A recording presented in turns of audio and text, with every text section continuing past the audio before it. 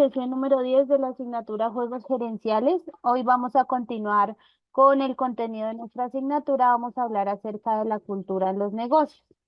Y lo vamos a desarrollar desde el concepto de cómo a nivel internacional se tienen varias percepciones y asimismo esas percepciones y tradiciones van afectando la vida empresarial y cómo nos relacionamos a nivel profesional. Entonces, primero vamos a ver de qué se trata ese concepto de culturas en la negociación, los elementos culturales que pueden influenciar una negociación a nivel internacional, los tipos de culturas que existen de alto y bajo contexto y las etapas del proceso de negociación. Entonces, iniciamos por acá por la definición de negociación con diferentes culturas, que se refiere a el contexto cultural como tal en el que se van a desarrollar los negocios y en el que se destaca sobre todo el dilema de quién se debe adaptar a la cultura de la otra parte, si yo que voy a vender o el otro que me va a comprar. Si nos debemos adaptar los dos a las culturas o si nos debemos adaptar los dos a la cultura del lugar donde vamos a desarrollar la negociación, que puede ser un lugar diferente a el de cada uno, al de origen de cada uno. Entonces, ese dilema lo que nos lleva a pensar es que siempre que se adelante una negociación debe estar alimentada de información, sobre todo información que esté relacionada con unos componentes culturales que hay que tenerlos en cuenta a la hora de desarrollar una negociación, porque muchas veces nos limitamos solo al tema comercial, solo al plano de la estructura como tal del negocio, de los intereses financieros, comerciales de la empresa, y nos quedamos ahí en ese límite. Pero hoy vamos a ver que hay muchos otros asuntos en los que tenemos que validar que realmente la negociación tiene un trasfondo, cultural y que es muy importante considerar esos aspectos a la hora de desarrollar un negocio, sobre todo en el plano internacional.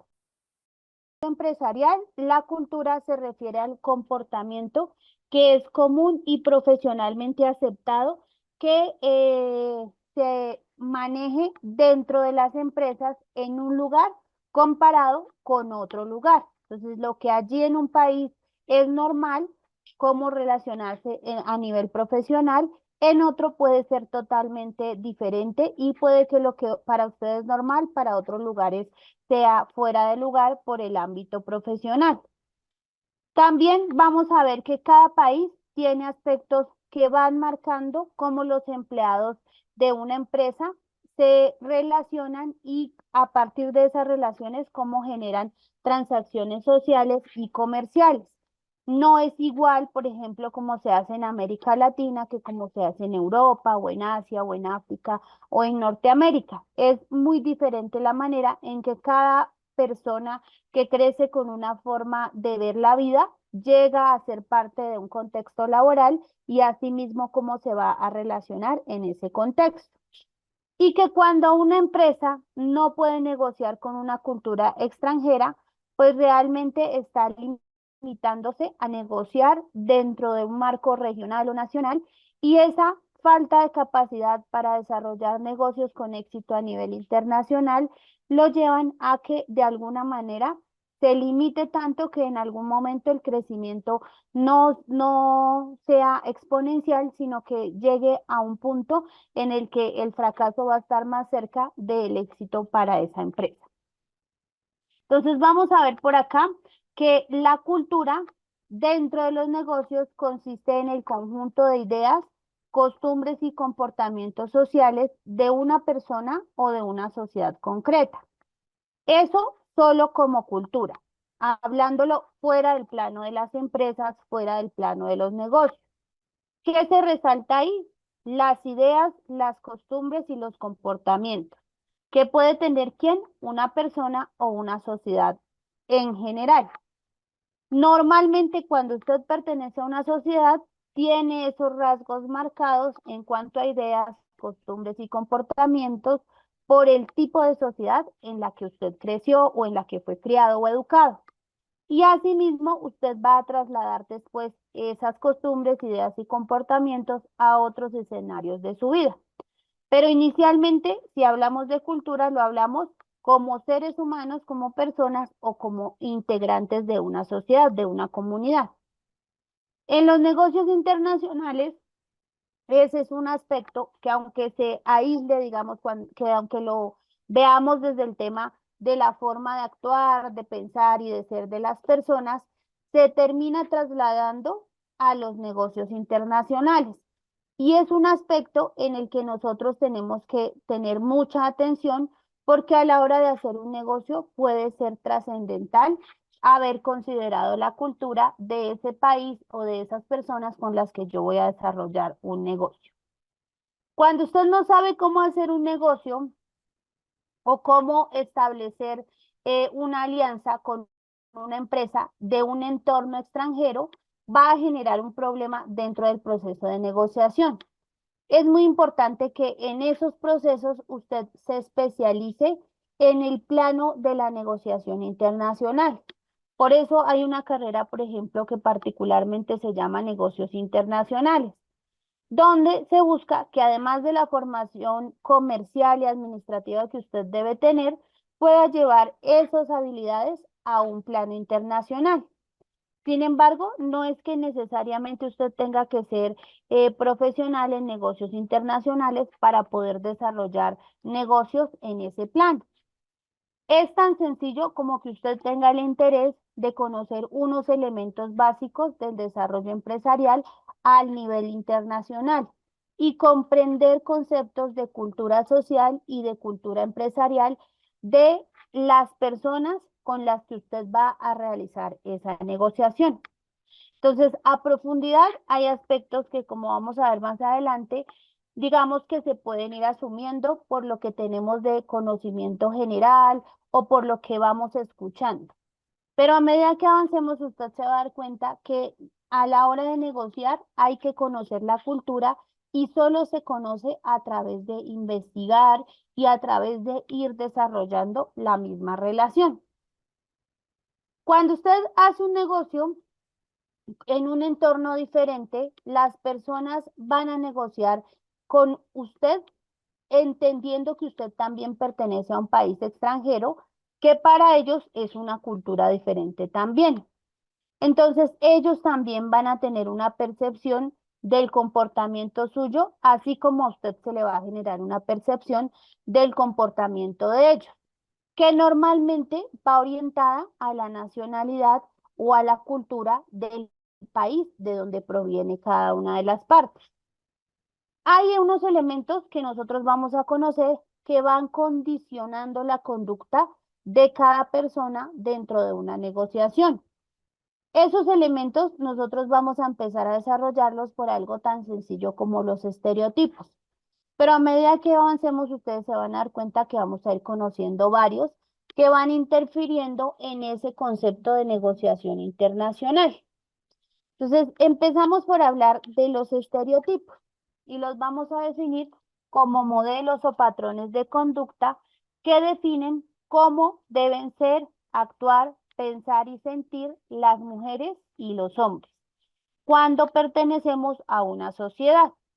Esos estereotipos representan un conjunto de atributos o características que por ser hombres o por ser mujeres se nos van asignando desde que nacemos. Y esas creencias y esas atribuciones que son preconcebidas sobre cómo uno debe ser, sobre cómo debemos portarnos, sobre cómo debemos actuar, van orientadas al género con el que nacemos. Entonces, con ese género con el que usted nace es cómo se debe comportar, cómo debe actuar, cómo debe ser su apariencia y cómo se debe vestir.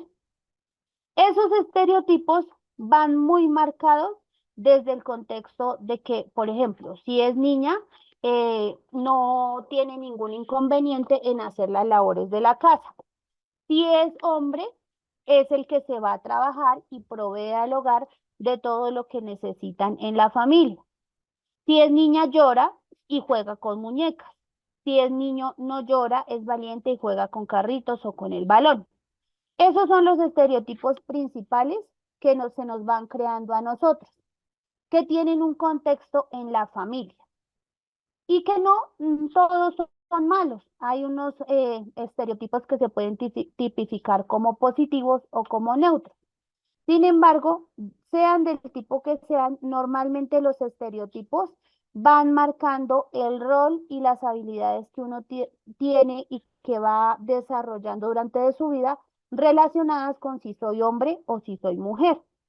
Entonces, hay muchas situaciones generadas por esos estereotipos que van condicionando la desigualdad, la discriminación y van generando situaciones de las que a veces es muy difícil desvincularnos porque han sido marcados no solo para mí, sino para toda la sociedad a la que yo pertenezco desde que nací. Los estereotipos, como les decía, tienen pues su origen en la familia. Digamos que incluso desde el lado religioso, en la Biblia dice que la familia es la base de la sociedad. Y si lo trasladamos pues al contexto ya de el tema de los seres humanos, sí, es la primera comunidad a la que uno pertenece desde que está en el vientre de su mamá. Si usted busca concepto de familia en Google, le va a salir así: primera comunidad a la que pertenecemos desde que estamos en el vientre de nuestra madre, con la que compartimos unas costumbres y un parentesco. Esa familia es la primera sociedad que nos va generando esos estereotipos. Digamos que hoy en día los estereotipos como que se han ido modificando. Y entonces antes era más claro esos roles de los que veníamos hablando. Si es niña, si es niño, si es niño juega con el balón, si es niña juega con las muñecas, si es niña se viste de rosado, si es niño se viste de azul, si es niña se maquilla, si es niño es brusco, es tosco, es ordinario, incluso hasta grosero puede ser porque es niño y es un varoncito y está bien visto. Con el paso del tiempo, esos estereotipos también han ido evolucionando y esos estereotipos pues han llegado a pasar de la primera comunidad a la que nosotros pertenecemos a la sociedad.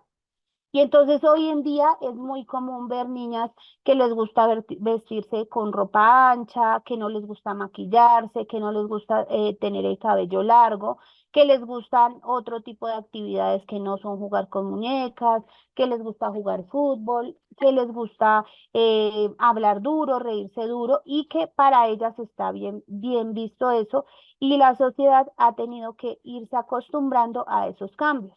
Lo mismo con los niños, entonces hay niños a los que definitivamente el fútbol no les gusta, tampoco les gusta vestirse de azul, no les gusta, incluso por ejemplo ahora hay una moda en la que los hombres también se pueden utilizar faldas y todo pues ha venido con la evolución de la misma humanidad y de ese pensamiento crítico que se va generando.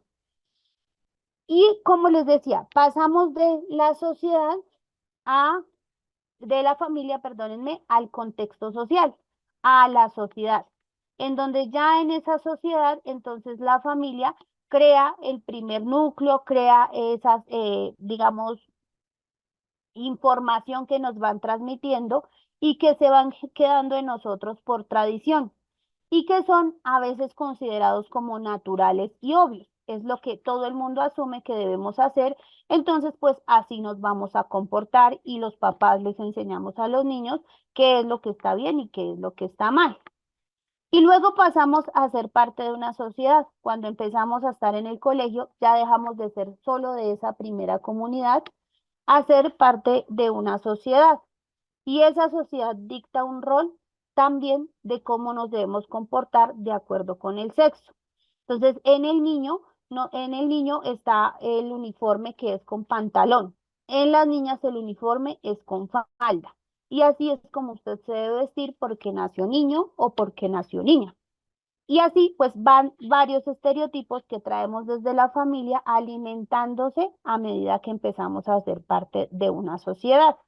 Luego crecemos y pasamos de estar en el colegio a estar en una universidad y luego a estar en una empresa.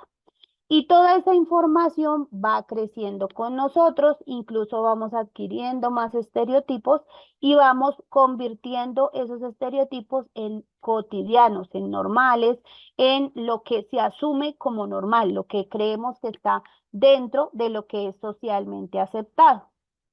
Ese contexto social, pues hoy en día ha evolucionado mucho más con las redes sociales. Los medios de comunicación tradicionales, sobre todo, tienen esa orientación a mostrarnos ese ser humano que es la figura femenina o la figura masculina estereotipada. ¿Dónde está pues ese modelo a seguir? Esa persona que tiene, por ejemplo, un cuerpo que es aceptado socialmente, un cabello como todas lo quisiéramos tener, las uñas arregladas como a todas nos gustaría, la estatura que todas quisiéramos tener, y lo mismo por el lado de los hombres, el cuerpo ejercitado, el cuerpo que es sano, que se ve aparentemente sano, que la cara perfecta. Esos son estereotipos que los medios de comunicación, digamos que han ido alimentando mucho más. Y entonces, pues está como esa capacidad que se genera a partir de esa información que va alimentando mucho más la idea de desigualdad entre hombres y mujeres. Y entonces están el maravilloso mundo de Disney, donde la princesa siempre espera ser rescatada por su valiente príncipe, porque ella no genera las habilidades o no es capaz de ser fuerte y combatir a la malvada bruja o a la malvada madrastra para salir de ese castillo, de esa torre donde la tenían encerrada. Solo hasta que viene el hombre fuerte, valiente y poderoso a salvarla de ahí. Y así, pues partiendo de esa información que vamos recibiendo desde niños, va evolucionando, incluso lo seguimos viendo en muchos escenarios de lo que los medios de comunicación nos transmiten. Sin embargo, pues hay varia información que nosotros mismos también vamos alimentando como parte de la sociedad y ahora como integrantes activos de esos medios de comunicación digitales. Con las redes sociales, entonces usted piensa algo que no es normalmente aceptado y pueden pasar dos cosas. O le hacen bullying de tal manera que lo acosan tanto que lo obligan a cerrar sus redes sociales, o usted se vuelve influencer porque todo el mundo le parece tan cautivante esa idea que solo se le ocurrió a usted, aunque no esté dentro de lo normal. Y usted comenta algo e inmediatamente no espere que no le vayan a contestar. Más de una persona va a buscar, sobre todo si es de política, contestarle, y sobre todo si no está de acuerdo con usted. Porque usted, dentro de lo que para esa persona está bien, tiene que convencerlo de que está mal, de que usted se está equivocando. Y la manera de convencerlo es mostrarle cuál es el patrón de comportamiento que él considera que usted debería tener.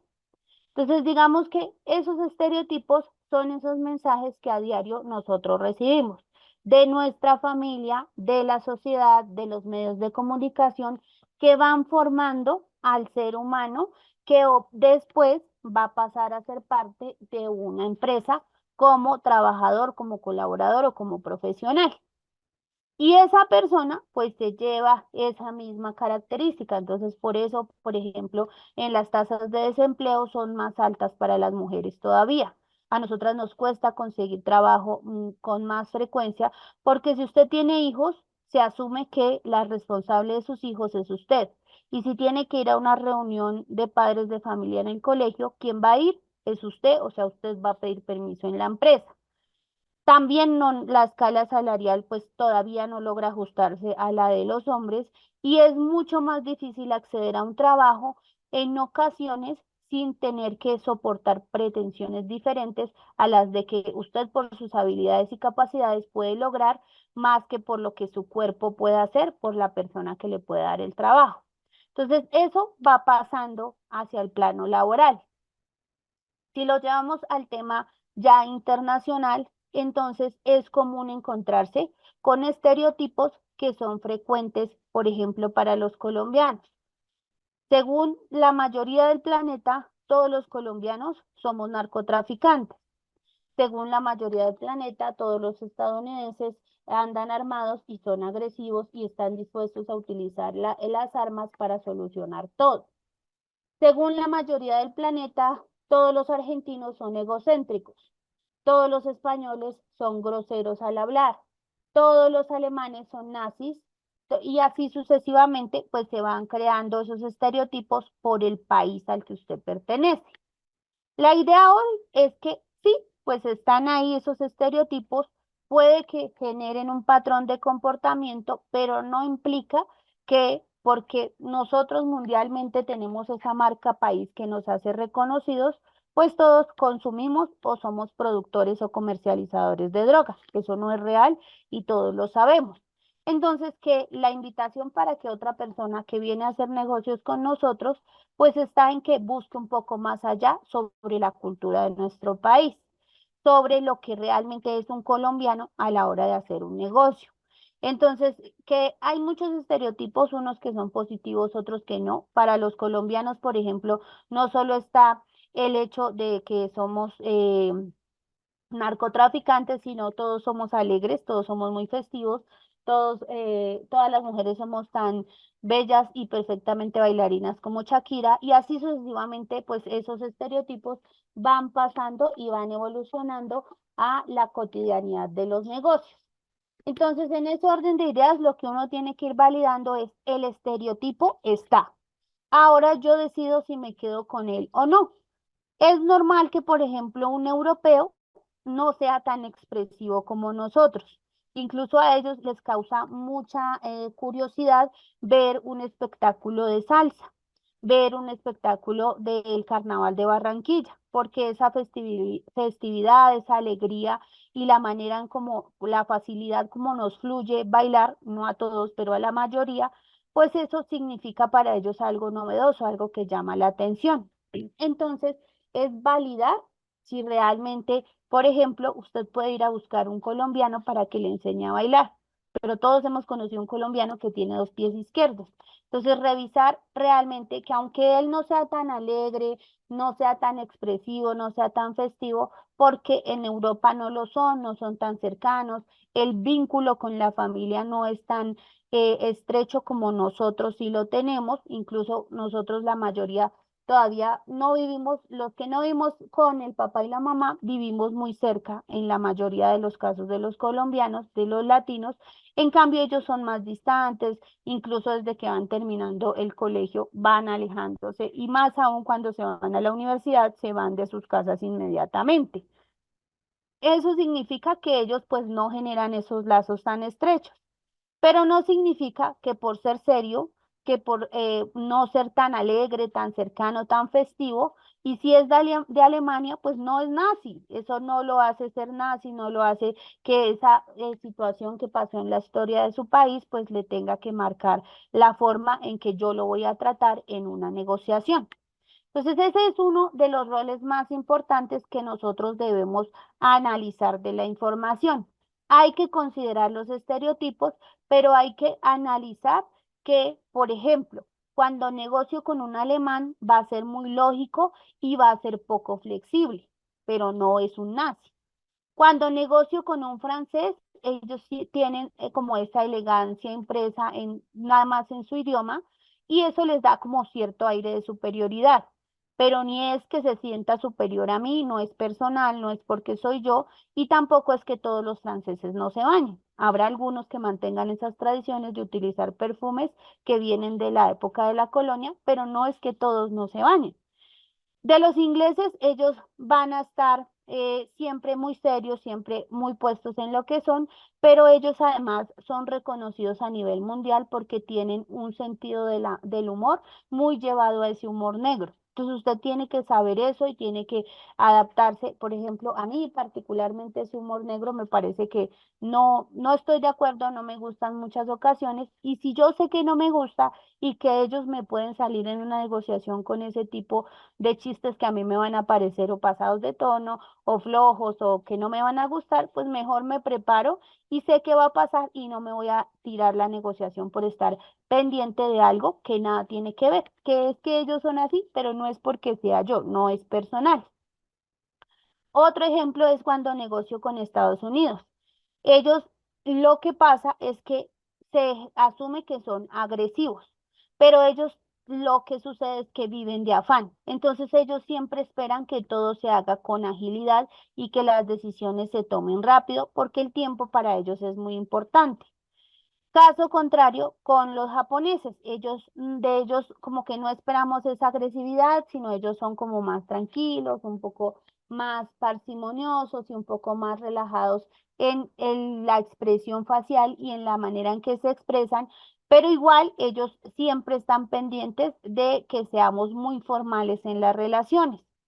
Los latinos somos muy cordiales, pero sobre las negociaciones todo el mundo va a esperar que como somos tan relajados a veces, el resultado genere mucha incertidumbre. Digamos que esa tranquilidad que nos caracteriza en la mayoría de los casos hace que las personas como que no confíen tanto en que el resultado sí va a ser lo que nosotros le dijimos.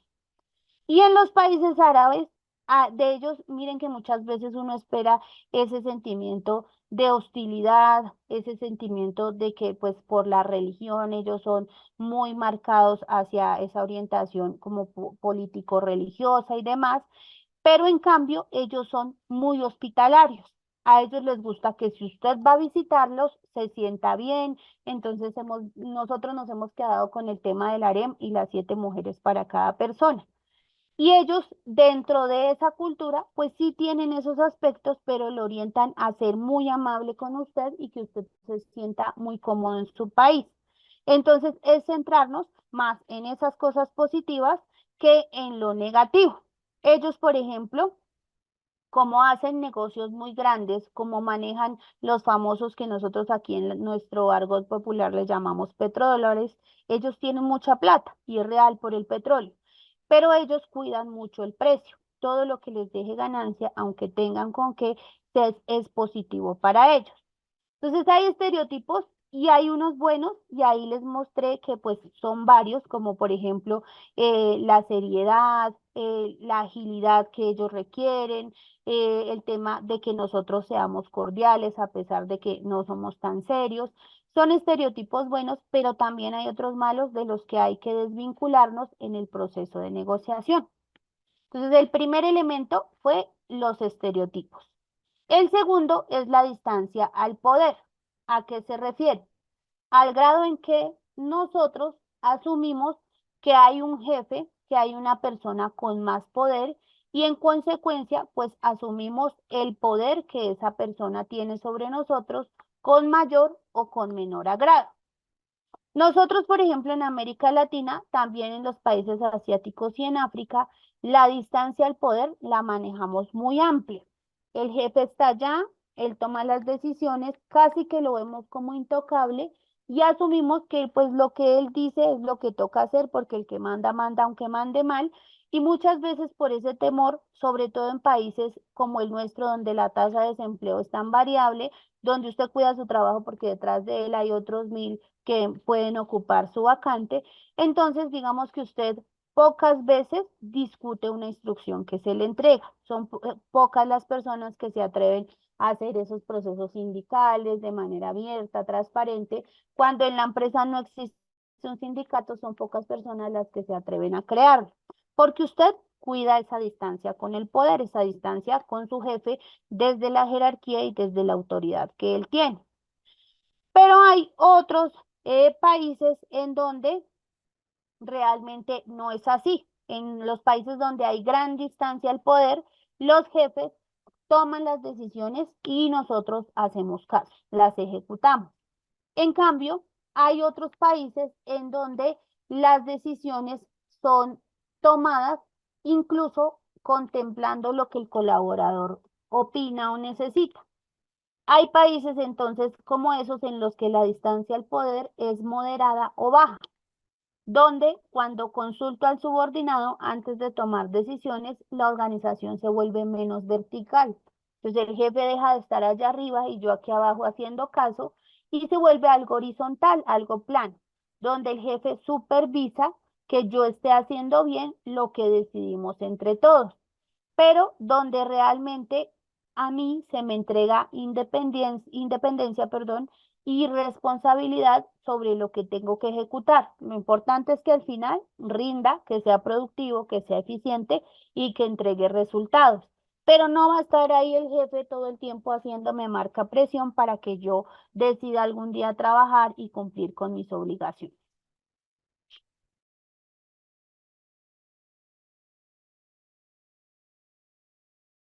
El tercer elemento son las relaciones personales y profesionales.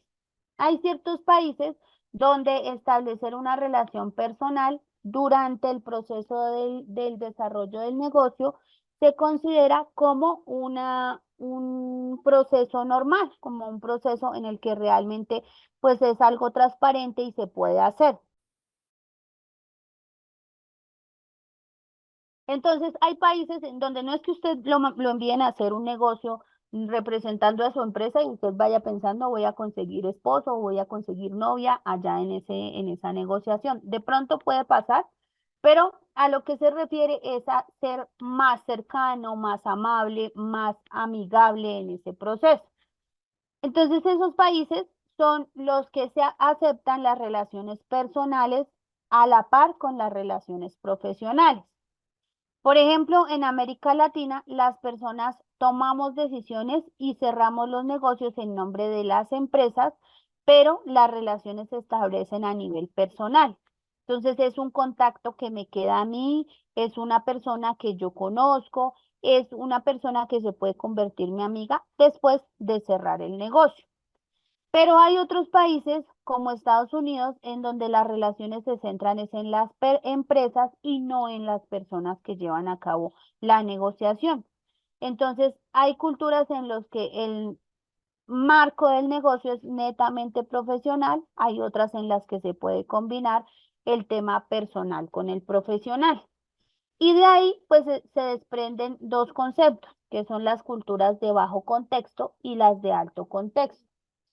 Las de bajo contexto son aquellas que utilizan formas verbales y no verbales muy claras y específicas, donde ellos dan la información de lo que quieren expresar sin dar vueltas, sin muchas expresiones incompletas, sino con formas gramaticales completas que no dejen espacio para que usted interprete lo que quiera, sino yendo al punto, yendo al grano. Entonces acá el interlocutor dice lo que quiere decir.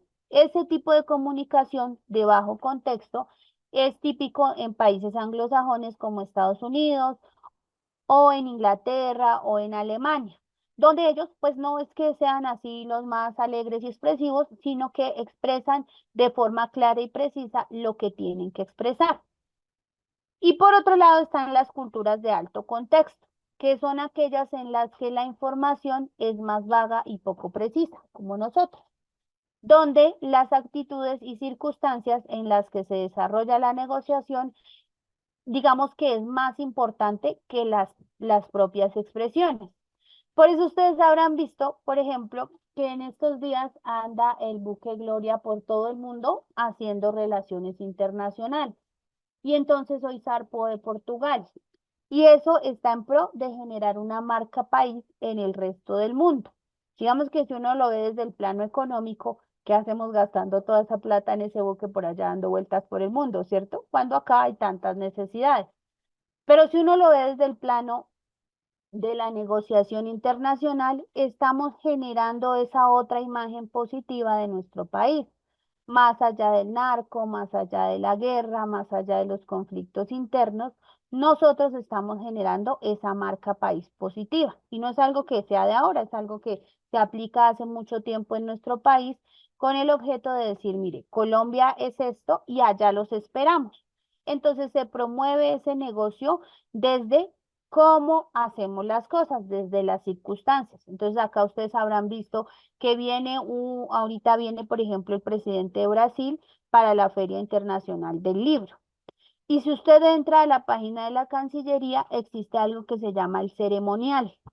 Y el ceremonial indica cómo se debe atender al presidente de otro país de acuerdo al protocolo y la etiqueta. Entonces, que debe llegar, que debe ir el jefe de Relaciones Internacionales de la Cancillería a recibirlo, saludarlo. Él es el que lo lleva hasta la casa presidencial. Allá llega la guardia del batallón, lo saluda, él entra. Cuando llega, ahí el presidente no lo recibe en la puerta, sino lo espera en el salón amarillo, creo que es que se llama, y allá es donde lo va a saludar. Todo es así con nosotros, muy bien planeado en cuanto a la forma, en cuanto a la actitud y la circunstancia que se va a generar. Más allá de las expresiones, es como ese protocolo que nosotros desarrollamos.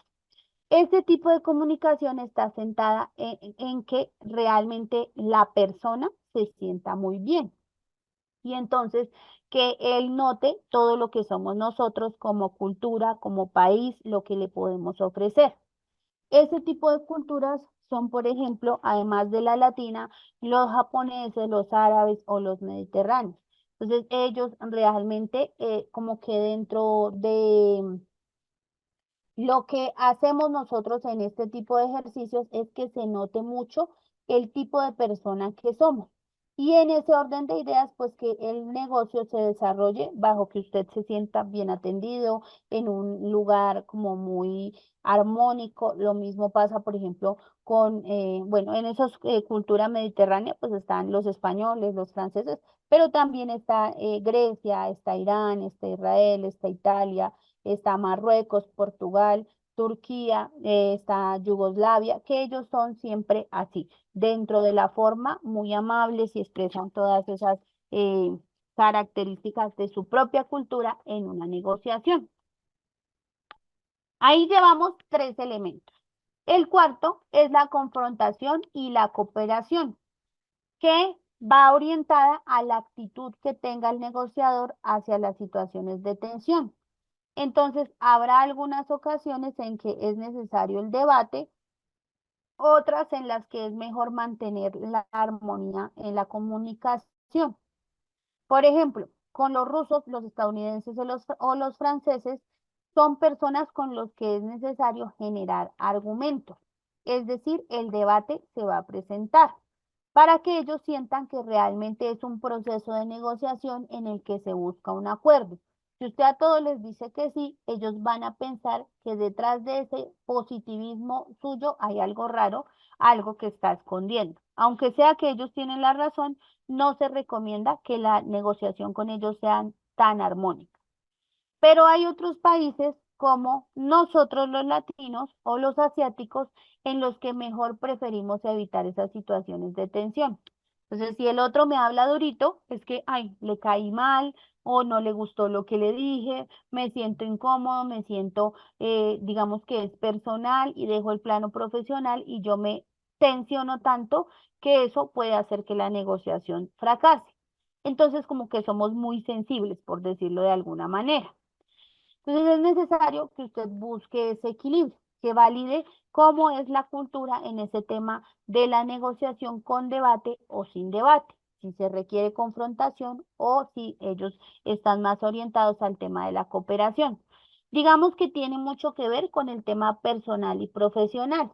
Cuando usted es profesional, se asume que tiene argumentos suficientes para refutar o contradecir un tema. Pero cuando no, cuando usted es más del tema personal, se asume que usted pues se va a ir orientado más a los sentimientos y las emociones. Entonces tiene que ver ese proceso. En Japón, por ejemplo, siempre se busca que el tema sea armónico por encima de cualquier tema, armónico pero profesional. Entonces, cuando usted sonríe con ellos, para darle solo un ejemplo particular, ellos van a notar que si usted sonríe es porque está incómodo, que está tenso, que algo no le gustó. Entonces, son muchos aspectos para que usted se vaya dando cuenta que hay que cuidar dependiendo la cultura. Entonces, fíjese que con el japonés hay que ser amable, pero no hay que parecer que está incómodo con ciertas expresiones que para ellos no son tan agradables como una sonrisa fingida. Tiene que cuidar muy bien la expresión de su cara. Entonces, realmente lo que se busca es que usted cree una relación personal independientemente de que al otro le interese más lo profesional. Entonces, puede que sea una cultura más profesional, pero sí es necesario que de alguna manera usted logre generar ese vínculo personal donde muestre sus habilidades blandas, lo que es usted como ser humano. Más allá si es magíster, si es gerente en la empresa o si es una persona que solo enviaron a representar, pues la idea es que usted cuide ese plano personal, pero sobre todo mantenga también lo profesional, o sea, ni mucho ni tanto, que logre ese equilibrio entre lo personal y lo profesional. La idea es que no se vaya tan a lo dicharachero, a lo jovial, a lo alegre, a lo festivo, porque eso le puede hacer perder credibilidad y eso puede hacer que el otro sienta que usted no tiene mucha ética profesional, entonces mejor no hago negocios con usted. El otro elemento es el de la relación con el tiempo. En esa relación con el tiempo, pues es diferente en cada cultura. No solo se refiere a qué tan puntual es usted, sino qué tan bien utiliza el tiempo. Entonces, para nosotros es muy común decir en 5 minutos llego y apenas estar saliendo de la casa. Hay otras culturas en las que si usted le dijo en 5 minutos llego, ellos miran el reloj y en este momento son las 7:02, o sea que usted va a llegar a las 7:07 porque usted dijo en 5 minutos llego. Entonces es ese concepto de la puntualidad, qué tan flexible es en ciertos países, qué tanto grado de impuntualidad se permite. En Estados Unidos, por ejemplo, y el centro de Europa, la puntualidad es obligada. Si dijo a las 8 está su horario laboral, es porque a las 8 usted ya está sentado trabajando juicioso. Si en cambio, si usted se viene a este lado del planeta y a usted le dicen su jornada laboral es de 8 a 5 y usted a las 8 se está bajando del bus o a las 8 está entrando a la empresa o a las 8 se está terminando de poner su overol o a las 8 está tomando tinto en la cafetería. Ah, pero ya estoy en la empresa. No pueden decir que llegué tarde. Entonces va orientado a ese grado de puntualidad o de impuntualidad que se permite de acuerdo a la cultura.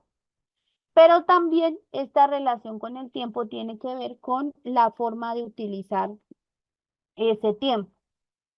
Es decir, qué tanto se admite que usted se extienda para obtener resultados. Ahorita decíamos, por ejemplo, la cultura estadounidense, ellos son muy ágiles en cuanto al proceso de la negociación, porque ellos siempre viven de afán, hay más cosas por hacer, entonces ellos de alguna manera tienen esa relación con el tiempo muy estrecha. No se demore tanto porque entre más se extienda, más los va a estresar, los va a tensionar y el negocio de pronto no se ejecuta. Los japoneses y los chinos, en cambio, ellos se toman todo el tiempo del mundo. Lo importante es que la decisión que se tome, cuando se tome, se ponga en práctica rápidamente. Entonces, para tomar la decisión podemos ser tranquilos, pero para ejecutar, los japoneses y los chinos son muy eficientes.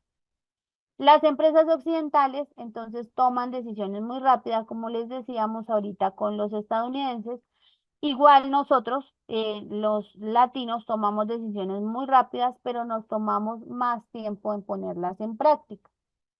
Y entonces es por eso que, por ejemplo, ustedes van por una ciudad, los que viven en Bogotá lo saben, y la ciudad está en obra, porque se firma el contrato, pero ejecutarlo, ahí ya tenemos otro tiempo y otras variables que podemos manejar. En cambio, esperamos que, por ejemplo, los chinos sí vayan a hacer el metro en la relación que tienen ellos con el tiempo. Pero ya vimos que ahorita hay varios retrasos que nos controla Contraloría en esa obra del metro y que pues tienen muchas contradicciones. Hace poco el gerente del metro para Bogotá salió a decir, necesitamos que el consorcio chino con el que firmamos envíe una persona que hable español.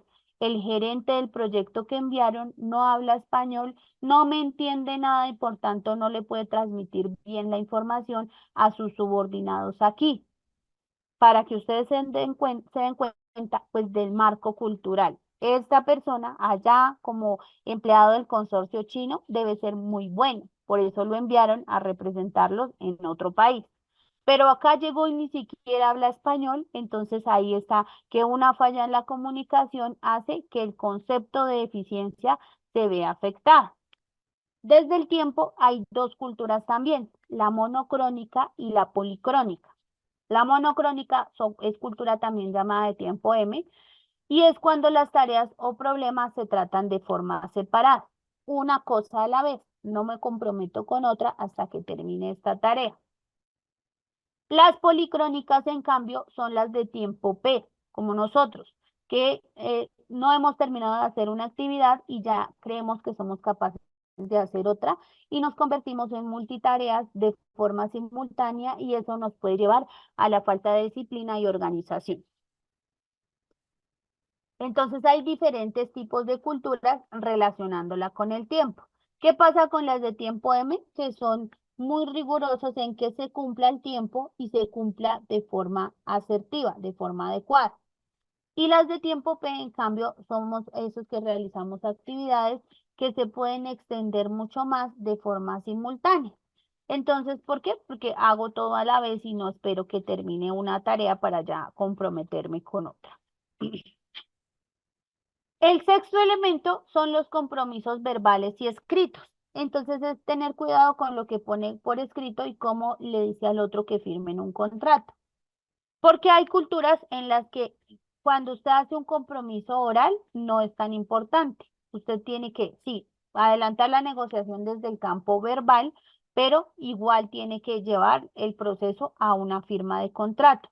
Entonces, digamos que el acuerdo oral es un compromiso personal que usted puede romper en cualquier momento. Pero hay otras culturas en las que el acuerdo verbal es el que tiene importancia. Entonces, digamos que el contrato en muchos lugares del mundo se considera una falta de respeto porque usted no está valorando la palabra de la contraparte.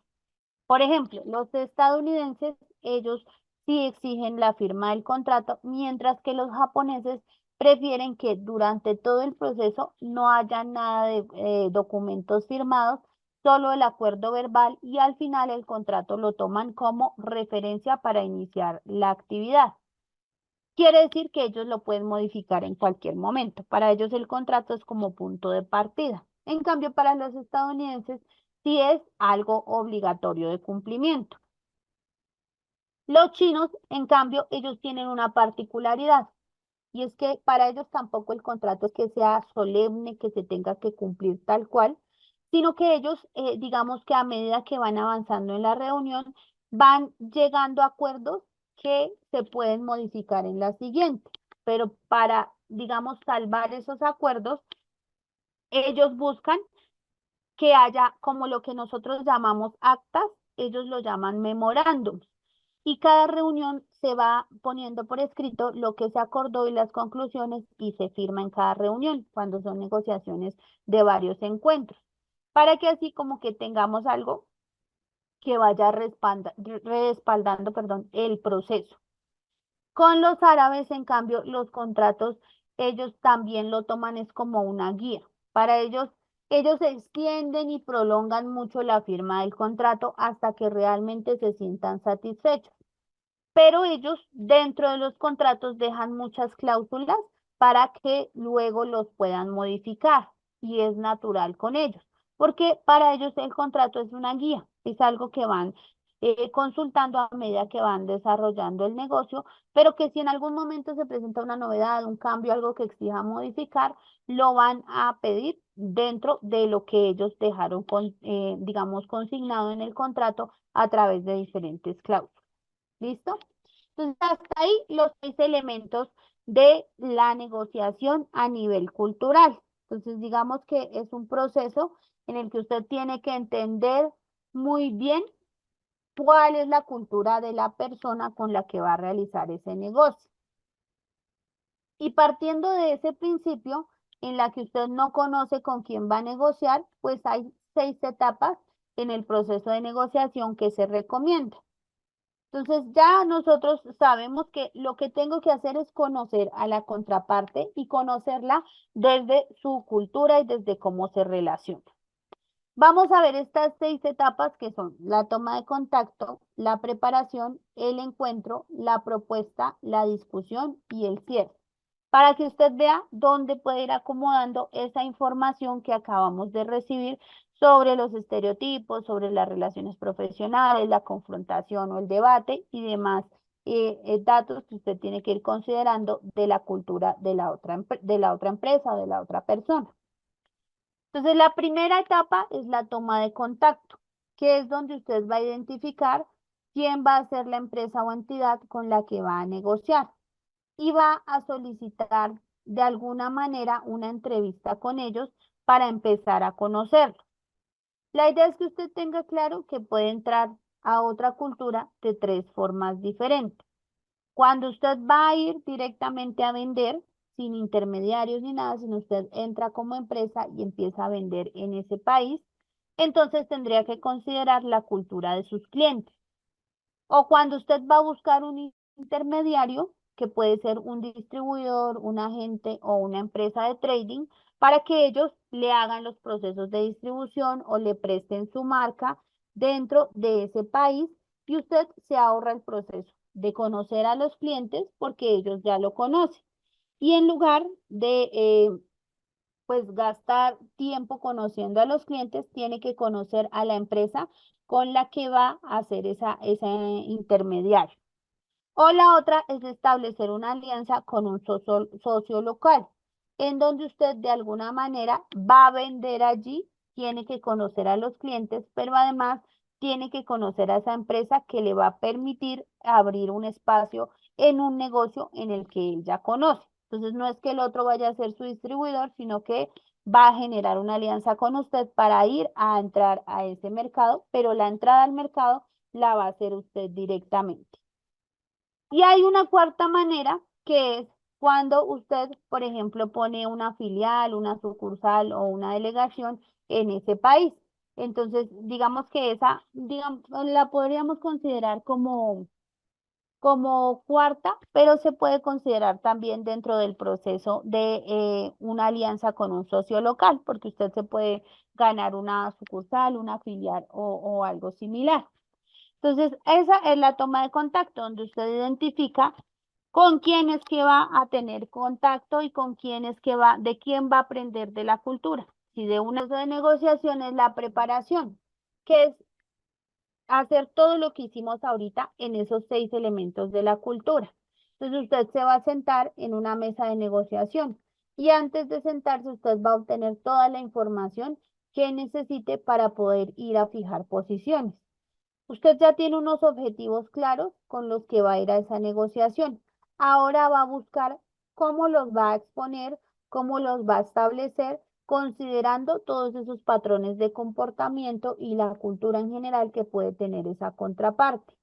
La idea es que usted aquí empiece a analizar todos los mínimos detalles que pueden considerar dentro de la negociación para, por ejemplo, expresar un objetivo, si ser muy amable, si sonreír, si a alguno no le gusta el debate y usted entró en confrontación, cuál sería el plan B para expresarle una diferencia o algo con lo que usted no esté de acuerdo, cómo le puede de alguna manera mostrar que están por buen camino sin que el otro se sienta incómodo o presionado.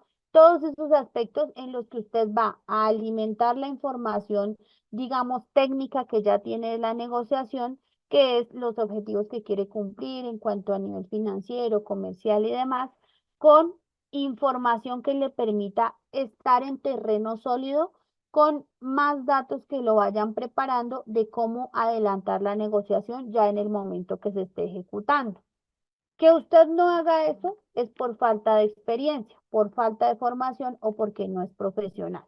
Cuando usted deja de lado esa información y solo se fija en lo técnico de la negociación, pues es probable que la negociación fracase. Entonces, en la preparación hace todo el proceso de informarse muy bien de la cultura de la otra empresa y sobre todo de la cultura en general de las personas de ese país. Y ahí hay un aspecto que es muy importante y es que lo que les digo siempre, yo voy a hacer por ejemplo, un negocio con una empresa estadounidense. La mía es colombiana, mi empresa es colombiana, pero nos vamos a encontrar en México, que es un punto neutral y definimos que nos vamos a encontrar ahí. Yo tengo que aprender, y eso no se les puede olvidar, de la cultura del estadounidense con el que voy a negociar, pero también de la cultura mexicana en donde voy a negociar. Porque si yo tengo alguna acción que no es bien vista por los mexicanos que están alrededor mío y le transmiten esa información al estadounidense con el que yo estoy negociando, eso puede hacer que la negociación fracase. O si él sí conoce muy bien la cultura mexicana y nota que yo en algo fallé dentro del proceso de respetar esa cultura, pues eso también puede significar falta de profesionalismo y hacer que la cultura falle. Entonces, no solo de con quién voy a negociar, sino del lugar en el que voy a negociar en caso de que sea un país diferente o un lugar diferente al que con el que yo estoy negociando en ese momento. También está el encuentro, que es ya el tiempo que transcurre en la primera reunión o en las reuniones sucesivas en las que vamos a desarrollar el negocio.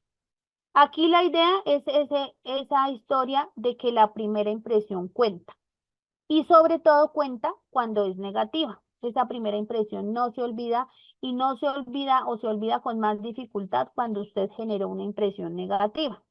Entonces, digamos que en este espacio hay que generar ese clima de confianza. No sea confianzudo, pero sí genere confianza y sobre todo busque cómo despertar interés en la contraparte para que él en este primer encuentro decida que sí quiere hacer otra reunión con usted. Entonces, sea muy cordial, muy amable dentro del marco del respeto y vaya de una vez siendo transparente con lo que usted está buscando con esa negociación. Acá el negociador debe adoptar un comportamiento que permita ese clima favorable. Tiene que entregar información de la empresa que representa, de los productos y sobre todo de él mismo. Usted representa una empresa. Y eso lo hace a través de su comportamiento. Entonces, fíjese en su ropa, en cómo va vestido, cómo va arreglado. Por ejemplo, las mujeres no es que vaya con, como decimos normalmente, con la cara lavada, pero tampoco se sature de maquillaje. El cabello es muy importante, las uñas son muy importantes, cabello y uñas tanto para mujeres como para caballeros. La forma en que usted va vestido también es muy importante. Cómo utiliza sus manos puede expresar nervios. Si toma nota, en qué toma nota, para ellos también puede ser relevante, sobre todo en la era digital, pues ya no está tan bien visto el cuadernito y el esfero. Normalmente usted tiene que tener un dispositivo electrónico que lo haga ver como ese rango de profesionalismo. Entonces, eso es muy importante para generar una impresión positiva, que a veces como que pues volvemos al tema del estereotipo y es muy materialista, pero sí como que genera esa impresión profesional que es la que queremos generar en el primer encuentro. La cuarta etapa es ya cuando usted va a mostrar su propuesta, que es donde usted, digamos, establece cuál es su postura, si usted vende o compra, que es lo que debe haber en una negociación, alguien que busca un interés y el otro que lo puede satisfacer. En esta propuesta, lo que usted tiene que hacer es que como ya se preparó antes, a la hora de plantearla tiene que parecer justa y razonable para las dos partes. Normalmente en la negociación, cuando estamos empezando, lo que se busca es que usted sea claro, sea transparente, pero no vaya a generar un conflicto o incomodidad en la contraparte a la hora de establecer la propuesta. Entonces, que por más que usted sienta que al otro no le va a gustar, busque contarle sus intereses de manera que no se vaya a sentir agredido a la contraparte. Entonces, por ejemplo, en la propuesta, usted puede estar buscando que el otro le compre y usted tiene clarísimo que sobre el precio usted no puede negociar porque con el precio que va es el precio mínimo que puede ofrecer. Pero usted lleva ese precio porque hay otra empresa que va a competir con usted y que va a mostrar un precio más alto.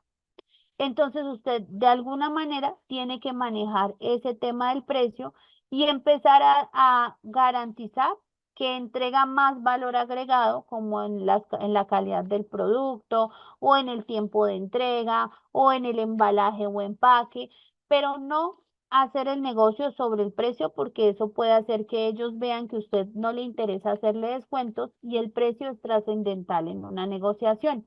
Entonces cuide lo que usted crea que no es justo para la contraparte para que realmente se pueda adelantar.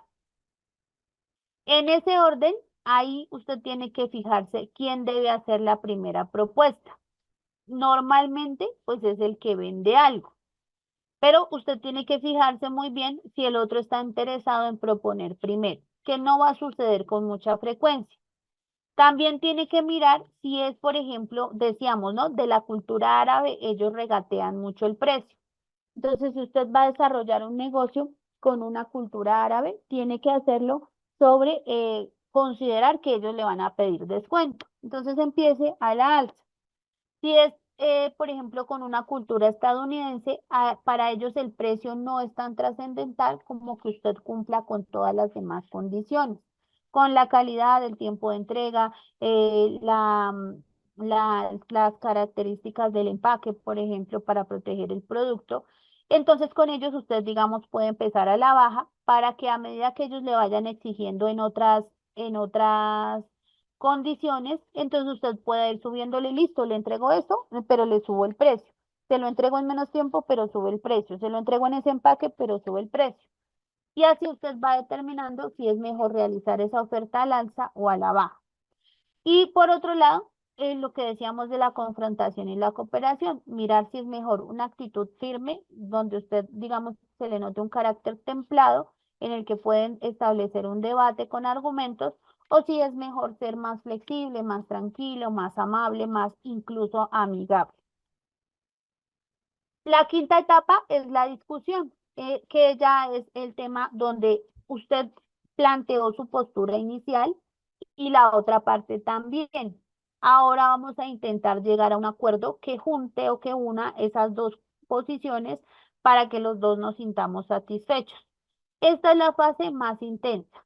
Y acá lo que se va a necesitar es todas esas habilidades de negociación que usted tenga, especialmente para manejar las concesiones. ¿Cómo consigo algo a cambio de lo que yo tengo que ceder? Entonces acá las dos partes van a estar atentas si usted solo pide y pide que el otro ceda en asuntos, o si usted también a medida que pide, que solicita concesiones, pues es capaz de ceder en ciertos asuntos. Si el otro se siente incómodo y ve que usted solo lo está presionando para que él ceda, muy seguramente la negociación se va a tensionar y no se va a desarrollar. Pero si el otro ve que normalmente pues hay una propuesta y hay ese intercambio de posiciones, y él solicita algo y usted cede, y usted solicita algo y él cede, pues se va a generar ese clima de gana-gana en el que los dos van a estar de acuerdo con la situación. Lo más interesante de todo el proceso de acuerdo es que siempre el uno obtenga algo a cambio de renunciar a otra cosa. Entonces, si usted me pide que yo le entregue en menos tiempo, renuncie a ese precio que me está entregando, porque yo tendría que, por ejemplo, contratar otro personal y otra máquina, y eso subiría el precio. Entonces, que usted de alguna manera cierre esa negociación basado en concesiones que los dos sientan satisfechos. La sexta etapa es el cierre, que es donde se genera mayor incertidumbre. Digamos que es ese momento en el que uno tiene que entender cuando la otra parte de pronto no es el jefe. Entonces voy yo y va usted a cerrar la negociación. Usted es el gerente de la empresa, pero de pronto yo soy la gerente de talento humano y me enviaron. Ya hicimos la negociación y a mí me parece que aquí quedó bien, estoy de acuerdo. Sin embargo, yo tengo un superior a quien consultarle. Ese espacio de tiempo puede generar tensión e incertidumbre, y puede hacer que la contraparte, de alguna manera, en ese espacio que usted le da para ir a consultar, vaya y piense alguna cosa y diga, no, mire, esta parte yo creo que tenemos que evaluarla. Y cuando el otro pide reevaluar algo, eso genera una tensión que puede acercar más al fracaso la negociación. Entonces, en el cierre se recomienda que no deje tanto tiempo después del acuerdo. Si se puede de inmediato, firme el contrato para que ninguna de las dos partes se vaya a arrepentir y vaya a abandonar la negociación. El tema es que no se degenere en esos escenarios en el que la incertidumbre vaya a generar la posibilidad de tensionar la negociación y de romperla, sino que sea lo más cercano posible a el proceso de acuerdo. En esas etapas de la negociación hemos venido hablando de una tensión. Resulta que al final, en ese proceso de cierre, la tensión se puede vivir de dos maneras. La primera es la incertidumbre básica en toda negociación, donde usted no sabe si va a llegar a un acuerdo, o todo el esfuerzo que hizo se va a perder porque no se va a lograr de alguna manera llegar a ese punto de encuentro en los procesos de negociación. Esa incertidumbre pues está presente en toda la negociación y hace que usted de alguna manera no se relaje y no se sienta cómodo en todo el proceso. Entonces, si la siente, es normal. Es lo más normal y la está sintiendo usted y la está sintiendo la contraparte. El otro también, aunque sea tiempo para escucharlo a usted, pero invirtió. Y ese tiempo, si él no llega a la negociación a un buen término, pues va a ser tiempo perdido. Entonces, él también va a estar sintiendo en mayor o menor grado, pero está sintiendo esa tensión. Y la segunda tensión es esa que en algún momento nos hace que terminemos la negociación porque vemos que yo ya cedí en mucho y el otro me sigue pidiendo concesiones. Entonces, que usted sienta eso y se vea impulsado a terminar la negociación, a romperla antes de que el otro le siga pidiendo más concesiones, es normal también. Entonces, lo que usted tiene que hacer es que cuando usted se sienta en cualquiera de esas dos situaciones, es válido pedir un tiempo para volver a analizar información, para controlar sus emociones, para calmarse y para garantizar que no por un impulso propio, por una percepción o un sentimiento, usted va a agotar la negociación, porque eso puede de alguna manera, pues, digamos que hacer que todo el esfuerzo se vea, digamos, perdido y que realmente la negociación fracase. Entonces, ahí el tema es en que usted realmente busque que se hayan cumplido cuatro requisitos. Cuando usted vea que esos cuatro requisitos se cumplieron, de una firme y cierre el negocio. Que usted sienta que el otro está satisfecho, que todas las necesidades iniciales que propuso con el acuerdo que se buscó están satisfechas, que usted le crea el mensaje y sienta que el otro le cree la información que usted le transmitió, que se genere ese clima de confianza en el que digamos que aunque existan esas tensiones normales de la negociación, pues realmente el otro tenga con qué demostrar, por ejemplo, con estadísticas, gráficas, índices, números, lo que le está diciendo y usted también tenga con qué demostrarlo y eso haya hecho que exista esa confianza mutua. Y el otro, que se agote el margen de negociación. Cuando usted vea que ya no hay nada más en que ceder y que se cumplen las tres anteriores condiciones, que son la satisfacción, la credibilidad y la confianza, de una vez cierre el negocio. La idea es que usted también considere que no hay un tiempo preciso para cada una de las etapas, de las 6 etapas que vimos. Por ejemplo, hay negociaciones en las que incluso la preparación o la toma de contacto es más extensa que el mismo acuerdo. Y es normal porque usted en su afán de buscar información, de ir bien preparado, puede que gaste más tiempo en ese proceso y como va tan bien preparado, la negociación se cierra rápido. Lo más importante es que usted considere que todas las etapas se tienen que desarrollar, pero no todas tienen un tiempo exacto para desarrollar. Entonces, usted pues puede hacer el proceso, puede hacerlo, digamos, con la tranquilidad de que el otro también va a tener ciertas incertidumbres, pero que igual la negociación, lo más importante es que se cierre y que se cierre bajo el principio de ganar, ganar, bajo el principio de que no es que yo invertí, gasté tiempo, gasté plata y ya la negociación se cerró, pero no es un acuerdo que se pueda renovar, sino que realmente extienda la relación a largo plazo. Entonces vamos a concluir por acá con, pues recordar que cada país tiene aspectos que determinan cómo actúan los empleados de una empresa en diferentes transacciones. Si para usted su jefe es muy importante, pues usted lo va a estar consultando y tiene que tener cuidado cómo lo consulta porque el otro puede percibirlo como falta de profesionalismo. En cambio, habrá otra cultura en la que es más autónoma, más independiente esa persona y entonces no va a tener que estar consultando a su jefe. Que el otro entonces vive más de afán y quiere todo rápido y las decisiones se ejecutan rápido, pero el otro, usted es más calmado, más tranquilo y prefiere un tiempo más prudente para tomar la decisión más acertada. Esos aspectos hay que considerarlos y son muy importantes. Y pues también está el hecho de, como les decía, nosotros, por ejemplo, la mayoría somos muy cercanos a nuestra familia, incluso a nuestra familia extensa. Entonces, por ejemplo, el vínculo que la mayoría, vamos a hablar de Colombia, de la mayoría de los colombianos tenemos con nuestros abuelos o con nuestros tíos es más cercano que en otros países. Hay otros países en los que la cercanía con la familia, con el núcleo, con papá, mamá y hermanos no es marcada, ni siquiera con ellos, mucho menos con los abuelos, con los tíos y la familia extensa. Entonces, cuando eso sucede, pues asimismo van a ser personas que son más individuales y que van a estar acostumbradas a hacer las cosas solos. A nosotros se nos da más el tema de relacionarnos, de generar esos vínculos sociales. Hay otros países en los que el individualismo es más marcado. Y si la otra persona prefiere hacer las cosas de forma individual en la negociación, pues no se lo tome personal. Nada es personal en el proceso de negociación. Habrán ocasiones en las que usted le caiga mal al otro, pero pues usted tiene que separar eso del acuerdo porque usted va a nivel profesional, no a título personal. Usted allá como ser humano, digamos que sus intereses van orientados en que sus habilidades sean aprovechadas, en que no se ha vulnerado en su dignidad ni nada de eso.